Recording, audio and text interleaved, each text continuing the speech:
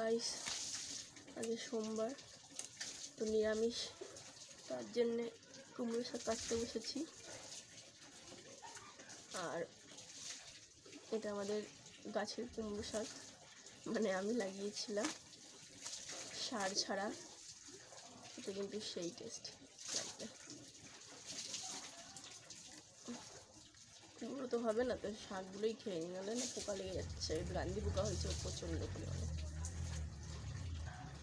কিন্তু আমার বর এখনও দেখেনি যে আমি ডগাগুলো কাটিছি, দেখলে আমার গালাগালি দেবে না। তার আমি কেটে কুটে সাফার করে দিই, তারপরে খাওয়ার সময় তখন দেবো, খেয়ে দিয়ে নেবে, তখন বলবো গাছের কুমড়ো শাক।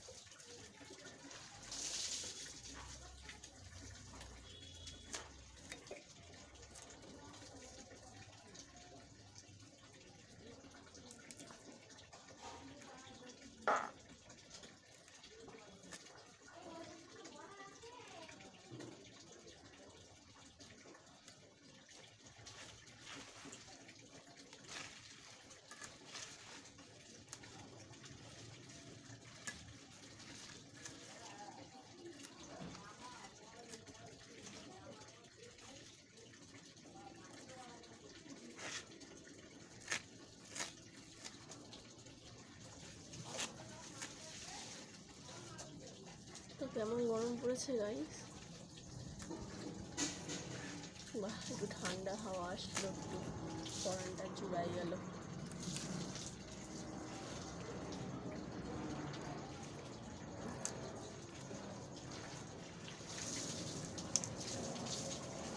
ডগাগুলো সত্যি খুব কচি, একদম নরম তুলতুলে, দেখো দেখলে কচি ডগা না, একদম কচি, এর থেকে কচি আর কিছুই হয় না।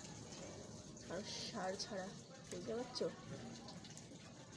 এখন তো সব জিনিসেরই ভেজাল, তারপরে তো আবার শুনছি করোনা বেড়ে গেছে। যদি আবার লকডাউন হয় তাহলে তো আমাদের মতন গরিব মানুষরা পুরো শেষ। না আছে ব্যাংক ব্যালেন্স, না আছে কাছে টাকা পয়সা, না আছে ভালো কাজ। জীবনের সব থেকে কঠিন সময় কাটিয়ে এসেছিলাম করোনার সময়। এবার হয়তো তোমরা ভাবতে পারো যে সবারই কঠিন সময় গেছে, কিন্তু আমাদের সময়টা আরও বেশি খারাপ ছিল।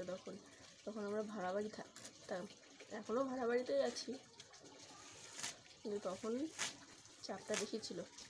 তখন খাওয়া না খাও ভাড়াটা আগে দিতে হতো। তারপরে আমি প্রেগনেন্ট ছিলাম সেই সময়টায়, কতটা কষ্টের দিকে কেটেছে বলো তো।